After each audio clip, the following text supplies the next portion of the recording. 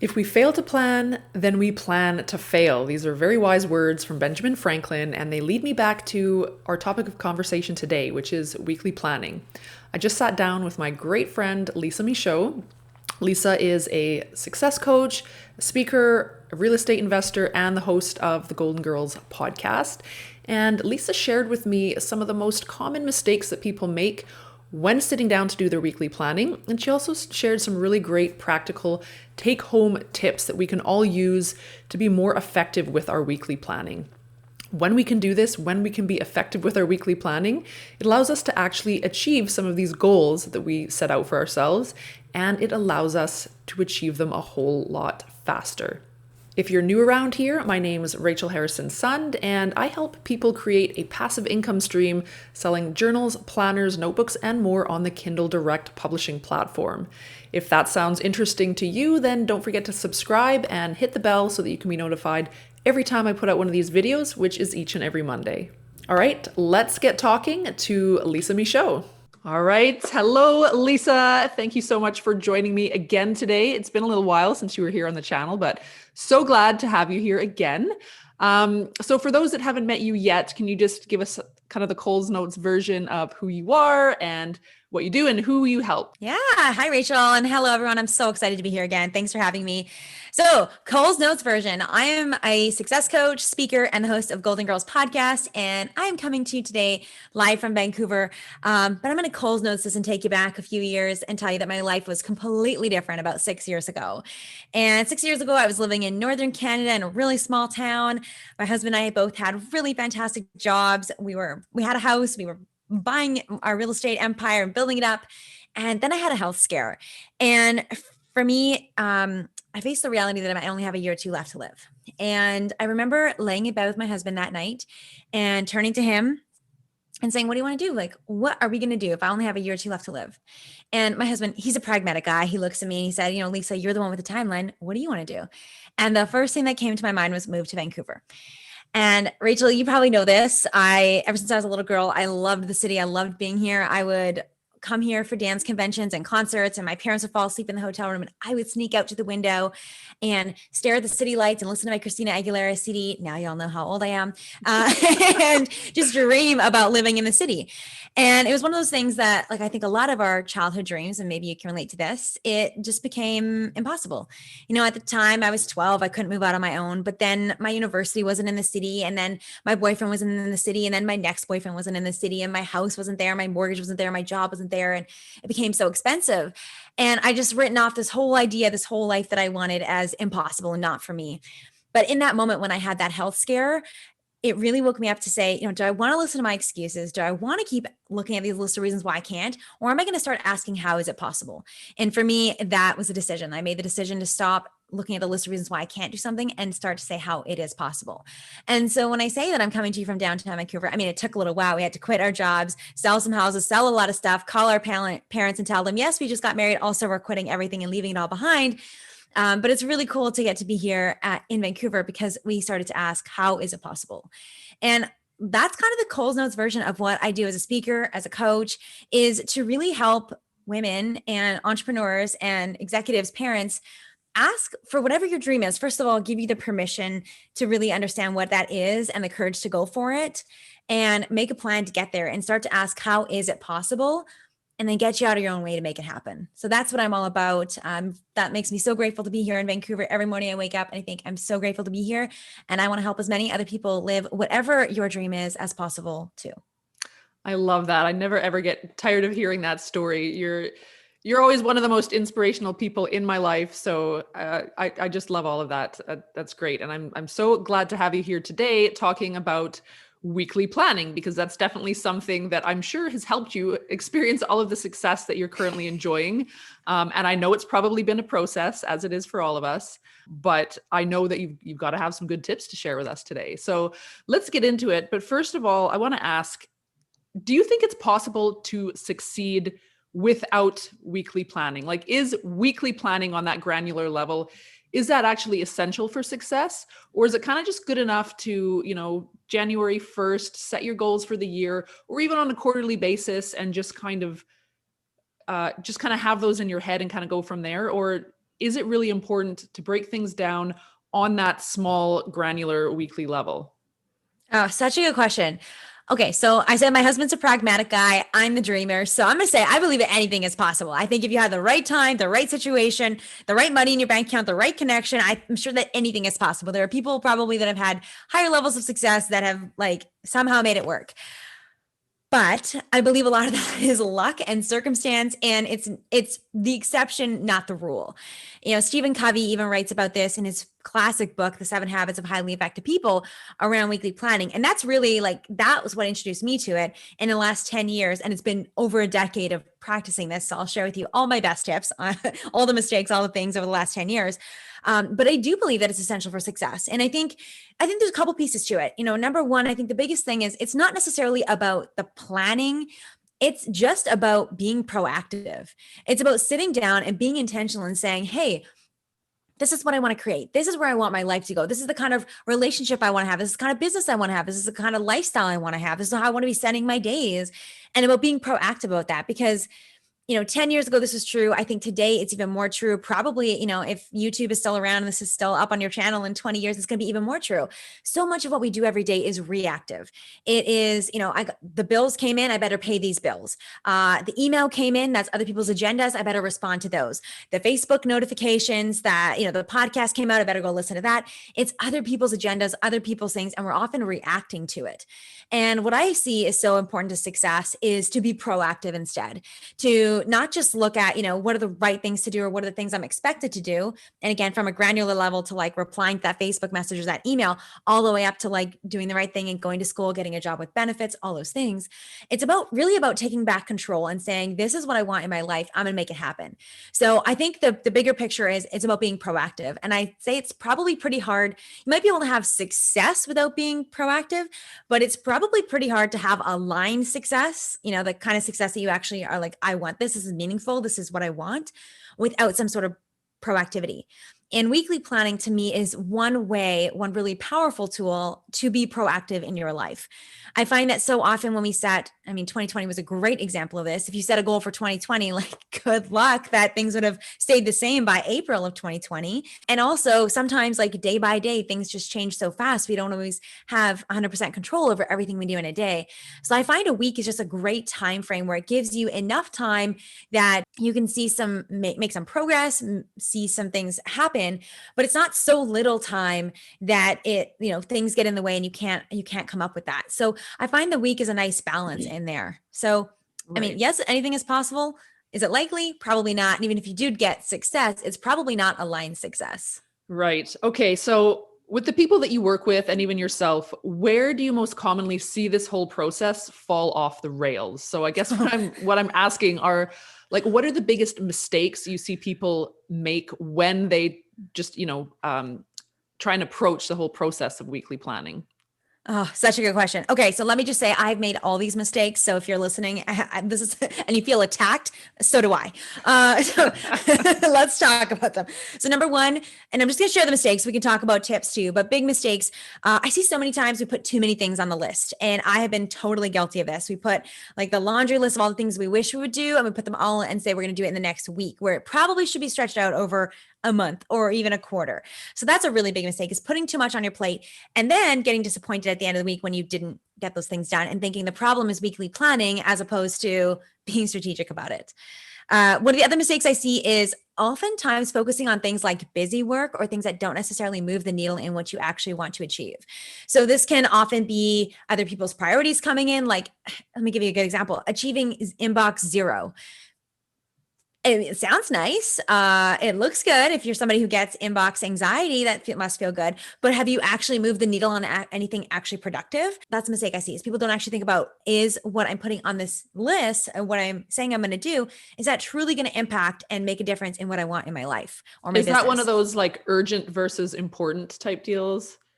I think urgent versus important, also other people's priorities, also like just not clearly understanding, first of all, what you want. And then second of all, what are the things that are actually going to get you there?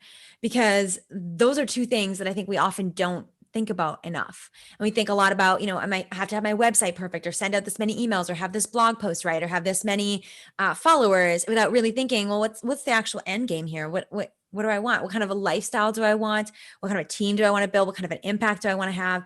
And what are the things that move the needle towards that? Right. And then urgent versus important, for sure. But here's the thing. Often the urgent things, we can't even plan for them necessarily always in a week. Sometimes things happen that your boss comes in and throws an extra project at you. School closes for the day, or somebody's sick in your house. Like, we often can't even plan for those things. So yes. And also it goes deeper than just that urgent versus important. Okay, why do you think that we put so much stuff on our to-do list to begin with in a week? Because I do this all the time. Is this just a matter of kind of overestimating what you can get done in a week? Or is it like a feeling of I should be able to get this done? Like, I'm just kind of thinking out loud here, because like I think we all do this, and we end up with this list that's like 40 items on it, and you get to Friday and you feel like crap because you've only got a couple things off the list, but really it's like it wasn't really realistic to begin with. So I don't know if you have any insight as to like where that habit actually comes from. Like, why are we doing this to ourselves? So much. And I think I've been guilty of this too. There's one of the things that I would say, here's a tip for you right off the bat. If you're planning your weeks, I think a great practice is to also look at what's the task and how much time do you think it's going to take you to complete it. And then add like 50% of time on there. When I did this, there was a week where I did this, and I don't even think I added the buffer time. I think I literally was like, oh, this will take me 2 hours. This will take me 5 hours. There's been weeks where when I tallied it all up, I planned myself 150 hours of work. Just to give you a perspective, you only have 168 hours in a week, and I was planning to work for 150 of those. So I'm completely guilty of this. And I also think it's kind of it's a tangled ball of yarn that we each have to kind of pull the strings and figure out why we do this. So let me share with you a couple of the reasons why I do this, and maybe some of these will resonate with you or resonate with anybody listening. I think it's important to look and remember, you're your own best expert, and start to ask yourself why. Where does that come from? For me, one of the things I definitely noticed was an addiction to being busy. And I realized this, like, busy means I'm important, and busy means I'm making progress. And like, I really have this like attachment to being busy. And I noticed this when I went from having my daughter at home and only getting, 6 to 8 hours of work in a week, to her going to daycare. I thought, oh my gosh, everything's going to change for me. I'm going to have, I got like literally 30 something more hours a week. I'm going to go to the gym. I'm going to talk to friends. And this is pre-COVID. I'm going to leave my house. Like, I'm going to crush my business, all these things. And what happened is I ended up still being in the same position of having way too many things on my to-do list, still not getting things done, still not going to the gym. And I was like, what the heck? And what I realized is that when I had more time, all I did was just add more things to the list. And I wasn't necessarily more strategic about it. So when I look back and I realized, I actually could have literally tripled the time I was working and had a couple of days off a week and felt good, but I didn't. Instead, I like 10x the amount of things that I wanted to do, just because I wanted to feel important. I wanted to feel like I was making progress. So I think addiction to being busy in our culture, I think that's really big too. Hustle culture, grinding, all that stuff. I think a lot of people struggle with that. Another one for me too has been people pleasing. So saying yes to everybody, every opportunity, everything, and helping everybody. And that can also soak up my list too. And so I end up doing things for others before I do things for me. I can start out with my list for me being only this big, but by the end of the week, it's expanded and I'm putting other people's priorities before mine. And so I think if you're listening and you've ever done this, and if you've never tried weekly planning, trust me, you'll probably run into this at some point. It's important to also look at the patterns, understand what is happening. You can do an audit in reverse and say, okay, what are the things I didn't do and why? What are the things that kept coming up, kept getting in my way? But spot the patterns in yourself, because some of it might be you need better boundaries, lock the door and have open hours, maybe at work, or better boundaries with your kids, or better boundaries with clients or bosses. And some of it might be deeper stuff, like feeling like if you're not busy, if you're not being productive, you're not worthy, or things like saying yes to everybody else instead of saying yes to things that matter to you and putting everyone else's needs above yours. So I think there's kind of two levels of it. There's a tactical, and then there's also the emotional. There's the deeper stuff that absolutely impacts the tactical things we think we're going to do. Right. Okay. So before we get into some good, like, practical tips, are there any other kind of big mistakes that you see people making that you want to call out? Yeah. So we kind of talked about it, but I just want to call it out because it's a big one. It is totally underestimating how long things are going to take you, overestimating how many things we can do, underestimating how long it's going to take us. I also see a really big mistake is a lot of just transferring anything you didn't do last week or last month and just like putting it on the next list without really questioning, is it still the right thing I should be doing? Do I Oh, still I even do want to that do all this? the time. And I'm so some of it guilty of that is one. some of it is legit. Some things still have to get done and they weren't a big enough priority last week. But if you're continuing to do that and it's still not a priority, then the question is like, why? Should it be a priority? And does something else need to come off your plate? Or is this a thing that you feel like you should be doing and on some level it's not the right thing, it's not the right next move? What is it? And, number 5, I kind of touched on this, but I think a really big mistake we make is by keeping everything tactical, keeping everything in the head, and not realizing that there's often deeper patterns of why things keep coming up, not understanding like what is it that I can actually change. Because when we look week by week by week, things might look very different. Like, oh, this week it was the kids, and then the next week it's the neighbors, and then in 10 weeks it's my partner. But the underlying pattern is, putting other people before you, or maybe not having the support systems that you need, or not being able to say no. So that's, I would say, the last one, which is looking at any patterns. And people just think that it's all tactical. It's like, oh, well, weekly planning just doesn't work for me, or I can never get ahead, or I'm not in charge of my time. And that puts us in a mindset where if we always believe that we're not in control, well, we're never going to be in control. We're never going to be able to change it. So I think it's about taking ownership and realizing, what can I look at that's maybe a little bit deeper that I'm still in charge of, so that then you can make weekly planning and strategies work for you. Yeah, that's also great. All right, so with those big mistakes out of the way, let's talk about some practical tips that people can actually take away with them today when it comes to actually sitting down at Monday or Friday, and maybe that could be one of them. When are we supposed to do this weekly planning? Yeah, so let's talk about those tips that people can actually use to take away and do their weekly planning a little bit more successfully moving forward. Yeah. Okay. So, first of all, great question. Like, when do you do it? Depends on you, depends on what works for you. And that's going to be kind of the theme throughout everything that I share. It's about experimenting and figuring out what's going to work for you. When I worked in my corporate job, I found Friday afternoons were a perfect time to do this. I don't know where everyone else was, but they weren't bothering me. So it was a great time to plan my next week. Now that I run my business, I find Monday mornings are a great time for me to do this. Some people find Sundays a really great time. Maybe you work shift work and we're here talking about weekly planning, but your shift is like a 6-day shift. And so it might be at the beginning of your shift where you plan, or the beginning of your time off where you plan. So it's really about figuring out what's going to work for you, depending on what your life is. And don't be afraid, as with everything else, to experiment, try something. And chances are, as your life changes, as you go into different seasons, different spaces, different priorities, that might change. Like I said, I went from a Friday, I've done some Sundays, and now I'm on Mondays. So it really depends on you and what's happening in your life. Figure out what works for you. That's the most important thing. So the first thing I would say, in terms of how to actually do this, if maybe you're a digital calendar person, maybe you're a paper person, pick one, stick with it, see what works for you. I think that's the number one thing. Number 2, put aside 30 to 60 minutes to actually plan. So put away your phone, maybe leave it in a different room, turn off your notifications, and really sit down and give yourself that space to plan. Because if you can do the weekly planning effectively, it will save you hours and hours and help you move the needle on all sorts of stuff if you do it really well. So give yourself that time and that space. What I've also found, here's another little tip with your weekly planning. I used to just sit down and be like, okay, what do I want to get done? And I love to-do lists, but also sometimes I find there's a lot of guilt with it. Like, I should have gotten this done before, or why am I still carrying this over? Or there can be a lot of heaviness, like, oh, I'm dreading doing this. So what I like to start with, instead of going right to the, what do I need to do? I like to start with celebrations and reflections. So first of all, like, what am I really proud of from last week? And sometimes it's small. Sometimes it's like, man, I'm really proud that I took a nap when I was tired, because I haven't done that in a long time. And sometimes it's bigger things. Like, I'm really excited that I finally got that page on my website up, or I'm really excited that that new client found me, and that was an amazing opportunity. So I think starting in that energy is a lot more powerful, and bringing that, as opposed to like the guilt and the dread, and then hoping we have a better week this week, which isn't going to happen in that space. That's So something start that I started doing with my weekly planning too. I would always start on what were the top 3 things that I accomplished last week that I'm most proud of. And you're right, like, it totally just sets the stage for a nice, it just puts you in a feeling of accomplishment before you've even started tackling what you need to do next week. So yeah, for sure. That was a bit of a game changer for me too. I love it. Yeah, it's super simple, but it does make a really big difference. Yeah.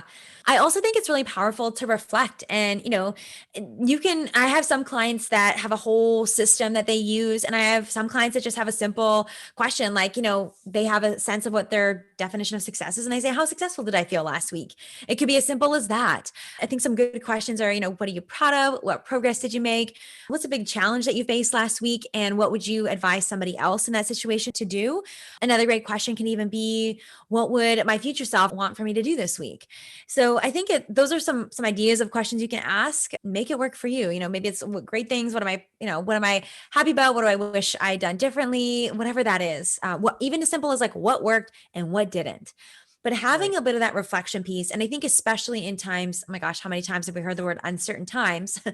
um, but really, when things are changing, when things are evolving really quickly, and I don't even mean on like a global scale, like if you have a side hustle that you're trying to create, like things are changing fast, new platforms are coming out, new rules are coming out. It's really important to have that reflection piece built in. So I always start my planning, celebration, reflection, get myself in that space, and then look at my goal. And I'm an advocate of having one goal at a time, one thing to focus on, and look at your goal, read it, feel it, and then say, what am I going to do this week to move the needle on that goal? That's the big one. Then you can figure out, okay, how long are these things going to take me?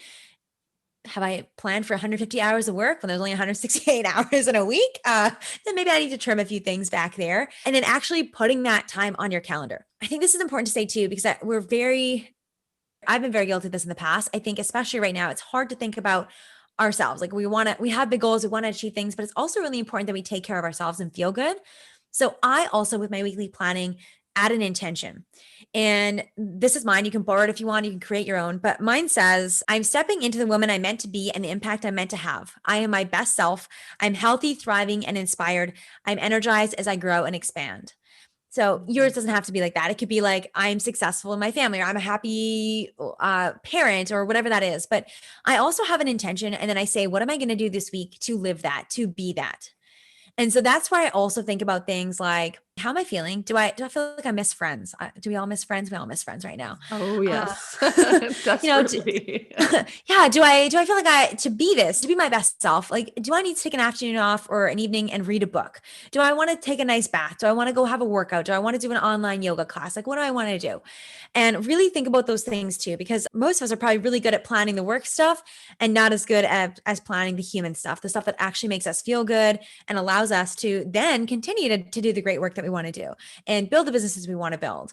So I really look at those two pieces. Yeah, that's So really important because, whenever I look at my to-do list, there's never anything on there like take a bath or, like it's just all the stuff that we like have to or should get done. But yeah, I mean, how many of us actually build in those self-care activities as an actual to-do item? Like I'd wager that almost none of us do that. But of course, it's super important because that's the foundation of how we are going to have the energy and mental capacity to actually get everything else done. So, of course, why wouldn't we be addressing that first? Normally, it's not even addressed second, third, or fourth, or at all, right? So, yeah, it's super important. yeah, it's amazing how much we don't talk about where everything good comes from, you feeling good. And if you're not thriving, if you don't feel great, how can you be expected to perform at your best in anything else that you do? And also, we're not just here to be human doings. We're also human beings. We're here to enjoy our lives. We're here to have meaningful relationships in our lives and to be able to learn and grow and move our bodies and do whatever it is that makes us create, whatever you love to do, connect. So I think that's really an important piece. And this isn't about like planning spa days every week. I mean, if you can, go for it. But this is about being intentional. Like maybe on Sunday afternoons, I'm going to put my phone away and I'm just going to go play with my kids in the park or build forts, like just really thinking about who do I want to be and making sure you're giving yourself time to do that. Right. Yeah. All right. What's your next tip for us? Okay, so once you know what are the things you actually want to do, figure out how long it's going to take you, add a buffer, always add a buffer, like 50%, maybe 100%, depending on how, if you're like me, when I was planning 150 hours worth of work, I needed 100% buffer because I clearly could not estimate my time well. Maybe you're a little closer than I was and you don't need that much, but I always think start with a buffer, give yourself less things, and then actually put it on your calendar. So if we're talking about, this week is the week you want to create Instagram Reels as an example, or this is the week you want to update your client onboarding process, like block it out in your calendar, put it in there, figure out when you're going to do it. Maybe workouts are going to happen as soon as you come home from work, like whatever that is, but actually put it in there. Date nights, pick a date. Tell your partner that you're doing it. Book the babysitter, book the grandparents, book the restaurant or the bowling alley or whatever you're going to go do, and figure that out and spend that time to actually go the extra mile and say, what is it going to take to do this? If there's a meeting you want to have, a connection when you want to have with somebody, send them an email, get that going, get the things on your calendar that you know are really important to you. Yeah, that was a big piece that was missing for me for a long time was I'd get the stuff, but the stuff would never make it onto the calendar. So as they say, what gets scheduled gets done. And, the flip to that is if it doesn't get scheduled, it ain't going to happen. Totally. So for me, that was like a huge, huge piece of the puzzle that was missing. And thankfully now I do that, but yeah. Yeah, it's so true. I always say the best way to honor a dream in your heart is to give it time on your calendar. Yeah. We can really tell what matters to you, what's important to you, if you look at your calendar, what's on there. And if the things that you say are important, your goal, growing your business, starting your business, if that's not on your calendar, is it really that important to you? And if it is, then we just have to make sure that we get on there, put that in there. Give yourself that time. So make it easy, decrease that resistance, whatever you can in the time, book the childcare. So if you can go to spin classes, book that, like whatever it is that you can do, make it easy so that when you get to that moment, you're not like, oh, well, now I have to figure out like where I'm going to do my workout and you're like, oh, it's Thursday night. We're just tired. We're too tired to get a babysitter or plan where we're going to go. Like figure all that out ahead of time. And then communicate with your partner, communicate with your family, have family meetings, communicate with your team. If there's, okay, you know what, I'm going to start doing my Fridays or my day to do strategic planning with this work or to create these presentations, whatever it is, like let your team know. If you have any questions, ask me any day except for Friday or block the time. So I think communication is definitely like that next level. My husband and I, we've been together for, I think 12 years. I've been doing weekly planning for over 10 years. We just started doing this last year. So but it's been a game changer for us to sit down at the beginning of the week and say, what do you need? Like, how do you want to feel? What are the goals that you're working on? And what is that going to look like? And for me to do the same.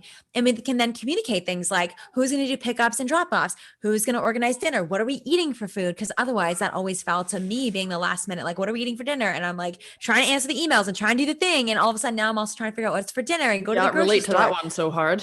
Yeah. So pulling that all back and we still need to eat. Kids still needs to be picked up from daycare. Our goals still need to happen, but having the conversation at the beginning of the week allows us to batch it. We're doing it all at once. It allows us to kind of air out those conversations. We're like, oh, I have a meeting at this time. You have a meeting that time. I'll do this pickup. You do that drop off, as opposed to being in the moment, being perhaps stressed or anxious or having our expectations not met. That's where I find that that's where we have arguments. That's where we feel frustrated, is when expectations aren't met. And so having those conversations at the beginning of the week, whether it's with your boss, your partner, your family, your team, doing that at the beginning of the week, airing that stuff out, making sure you can support them in the way they want and they can support you in the way that you want, allows your whole week to go so much smoother. So that definitely took us 9 years to get here, but it has been really helpful to do that. And now we're very, it's a great tip to have there too. Awesome. Any more tips? Those I think are the biggest ones. Okay. All right. Yeah.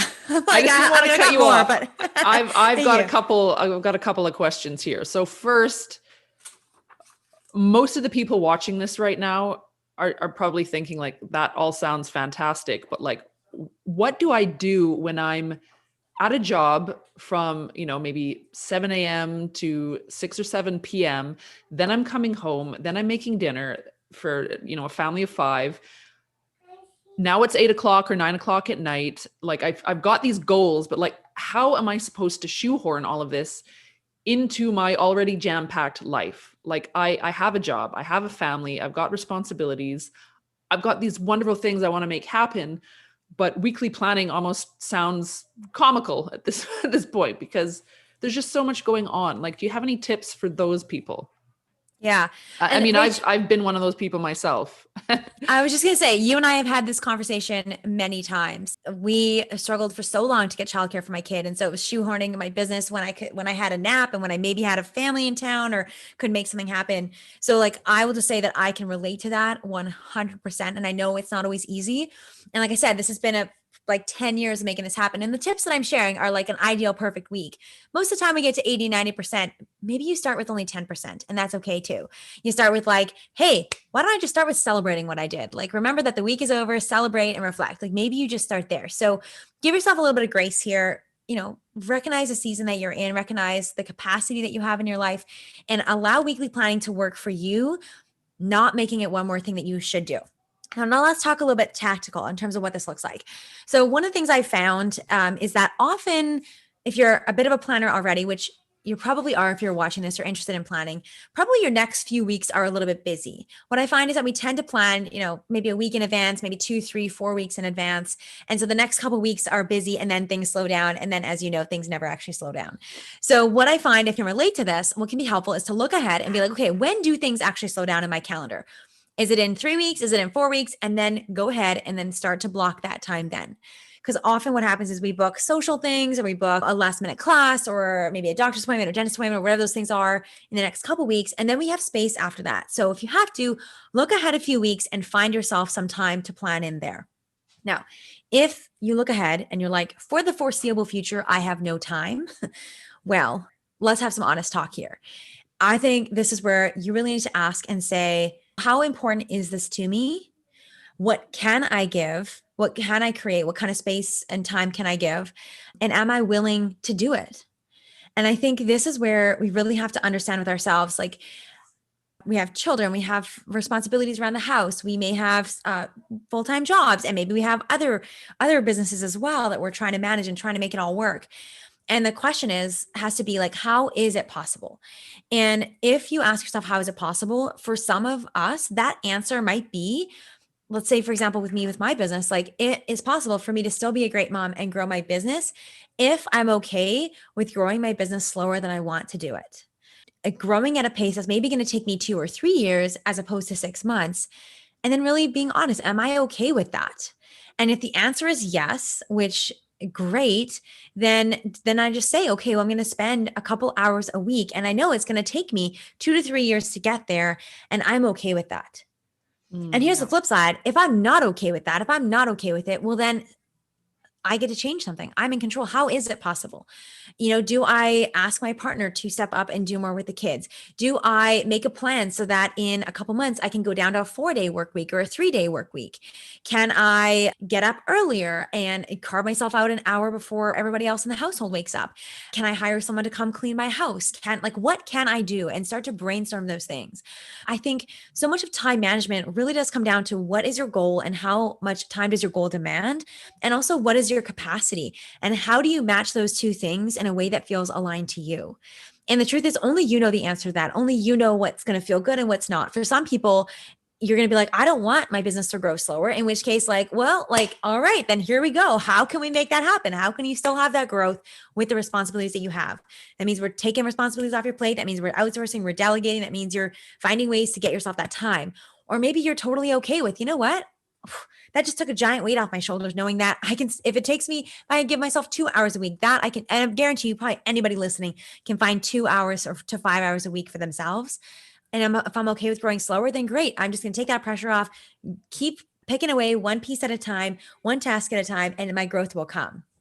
So I think it's honest conversations. Like, I wish, I mean, I should have started with this. Like, I wish I had a magic wand and could say, all right, here you are. You watch this video, like, bibbity bobbity boo. Here's all the time you want. Here's the house cleaner. Here's the nanny, the chauffeur, the chef, the assistant, all those things. But I know it doesn't happen like that. It's piece by piece by piece. And it's intentional decisions about what we want to create and how much we're willing to put in the work, to outsource, to sacrifice, to wait sometimes for the results to go where we want to.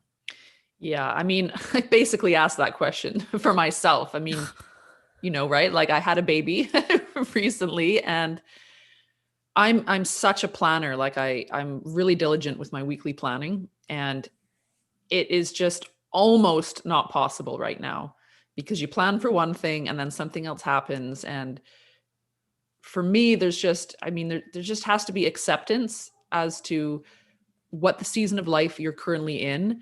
And it's great to have all these big goals and dreams, but we can't become untethered to the reality of the situation.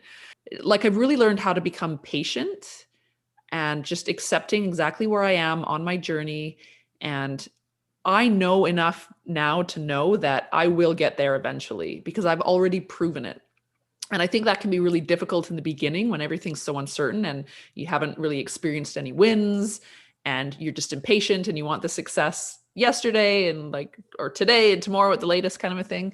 But that's been a real journey for me to get to this point now. And I still have moments during the week where I'm just frustrated at what I'm trying to do and what I feel like I can't. And it takes a big reframe mentally. And then it feels great because then you can just say like, look, this is my priority right now. This part of my dream building that can just, it's just going to go a little bit slower. We're not totally putting it on the back burner. We're not saying no. It's just going to unfold a little bit more slowly, and that's totally fine. Slow and steady wins the race. That's been my mantra over the past while and for the past few years actually. And it's working for me. So No, that's so good. That's so real. I think it's also important to sometimes zoom out. I think, weekly planning is great for like putting pen to paper and taking action, but we also do have to zoom out and say, where does this goal fit into the bigger picture of my life? You have a brand new kid. Maybe for others, like, you've lost your childcare and you're trying to work from home with your kids and you're homeschooling and you've, lost your support network. Maybe you're looking after other people. Like, there's a lot of things going on, and you sometimes have to zoom out and say, where does this fit into the bigger picture of my life and what I want? Do I want to create a certain financial stability? Do I want to have a certain relationship with my kids? Do I want to have kids? Do I want to have other relationships that are important? Do I want to, like, all those things? Like, what is the bigger picture of where you're going, and understand where this season, where this pocket of time fits into the bigger picture. And I would say, if you're feeling like Rachel, you're feeling like, oh, it's just not happening fast enough, like, maybe shift what your goal is and shift what your plan is. And instead of looking at taking things off every single week, maybe you do look at it as every month. Like, every month I can do these 3 things. Or maybe instead of your priority or like your big kind of goal being about your business, your goal is like, the kind of mom that I want to be right now, or the kind of stay-at-home teacher that I want to be.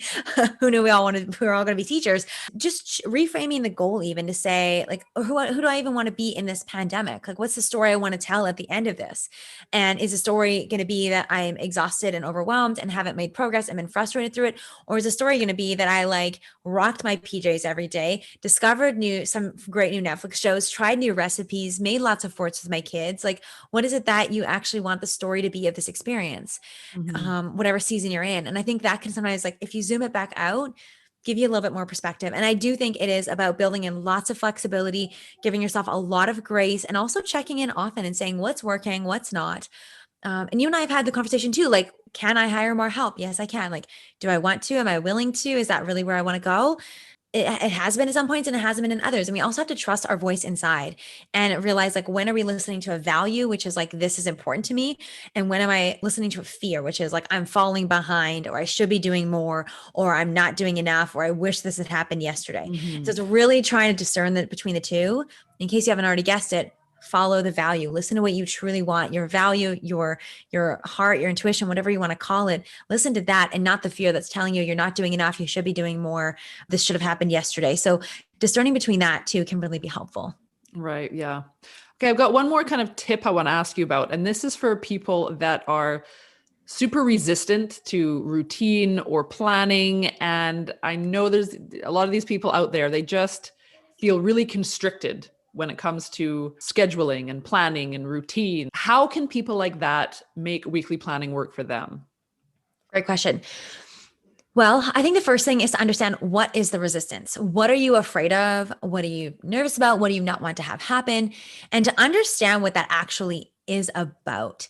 I think a lot of people think that they're going to lose their freedom or their flexibility by doing planning.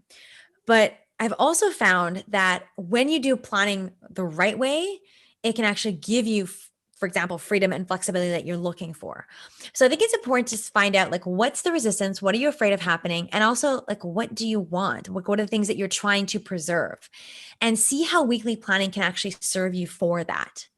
So for example, I've had a client who was very resistant to planning, and we found out it was actually, she was resistant to actually growing her business because she was afraid that if she grew her business, her calendar was going to be full with appointments and schedules and obligations and client calls and all meetings and all these things that was going to take away her flexibility. Because what she really liked to do is she liked to be able to go for walks on a sunny day. She liked to be able to putter around in her garden. She liked to be able to take a day off or go for 3 days off the grid. And she was actually afraid that if she planned too much, if she grew her business, it was going to take those things away. What we had to do is like really discern that and be like, is that actually true? A lot of times these things are fears that we think are true. And we realized that what was also happening is that she didn't actually even have that much freedom because she wasn't planning, because she didn't have the clients, because she didn't have the business. She was working so much that she never had time to go in the garden. She was so stressed and feeling so much pressure that she wasn't taking weeks off at a time or even days off. She was just working and guilting herself over this. And so I think a lot of times that resistance can actually be something that we need to work through and move through to realize what we truly want to have. So what she's discovered, and this has been a journey, I've worked with her on and off for the last several years, and what she's now found as she's been able to move through this resistance and this resistance to growth and planning is that she's now in a place where, guess what? She's got 2 assistants and she's looking at hiring some more support in her business. So she doesn't have to start her day at 8 a.m. She can start her day at 10 or 11 and do her morning routine. She's been able to take weeks off because she has people to look after her customers while she's away. She has more flexibility to get her groceries delivered. And so she's not having to need like all that flexibility to like, I need to make sure I have time to grocery shop and like worried about like not being inflexible. She's so flexible now. She just goes online and somebody else delivers it for her. And so like understanding what do you really want and how can planning help you get that? Because the right planning is going to enable you to have what you want in your life. The wrong planning is going to restrict you, but only you know that answer. Right. Yeah, that's great. Okay. We're going to wind things down a bit, but before we do, I'm super excited because you have recently published your very own planning system. And I want you to talk a little bit about that because it's really cool. I picked up a copy for myself a few weeks back, and it's a different, you've got a different approach. So just talk to me a little bit about your planning system, your new planner basically, and where people can find it if they want to check it out. Yeah. So thanks. I appreciate the opportunity. Thanks for grabbing a copy. That's awesome. So I noticed that there was I had common complaints coming in from clients. A lot of them were asking me like, what planner do you recommend? Or I've tried this and this isn't working. And a lot of things I heard is that planners were either overcomplicated and felt like a second job, or they were so high level and people couldn't actually figure out like, what do I do with this? Often they felt like there was a focus on just the tasks. And again, the reactive stuff of just like, oh, I've got to go to the doctor. I've got to pay this bill. I've got to reply to that email, as opposed to figuring out like, what direction am I actually going and having that intention behind it. A lot of people also said they felt like they had planner guilt from half empty planners on their shelves because inevitably we all fall off the wagon sometimes. We take a weekend off, we take weeks off, we get sick, like things fall off. And I think another thing that we sort of touched on is like a lot of other planners focus only on the doing and not on the fact that we, especially during a pandemic, a lot of times for parents, women, if you've got other responsibilities, it forgets about the other balls that you still have to keep going in the air while you're working on your goal. That's kind of the problems that I tried to solve with this planner is like, how do we change that for people? It's a process that I've been playing with for the last couple of years and worked really well for me. And I'm going to like be the worst salesperson in the world and say, it's not the only planning system out there. There's others. You got to find what works for you. But this is what I found has worked for me and for my clients. And what we do is we break it down into 100-day goals. So I say, okay, what am I going to focus on? What's the most important thing right now to move the needle on over the next 100 days and commit to that? And I found that that's been really powerful because 100 days is it's long enough that if you take action, if you make progress, you're going to see results and you're going to get momentum. And there's nothing more motivating than getting momentum. Like once you actually start to see things moving, you're like, oh, I can do this. You have things to celebrate. You build trust back with yourself. You build confidence in yourself, and that creates more results. And it's also not so long that if you're an overachiever, if you're someone if you're multi-passionate, you like to do lots of things, anybody can say, I'm going to commit to something for 100 days. And I'll see you in 3 months, basically.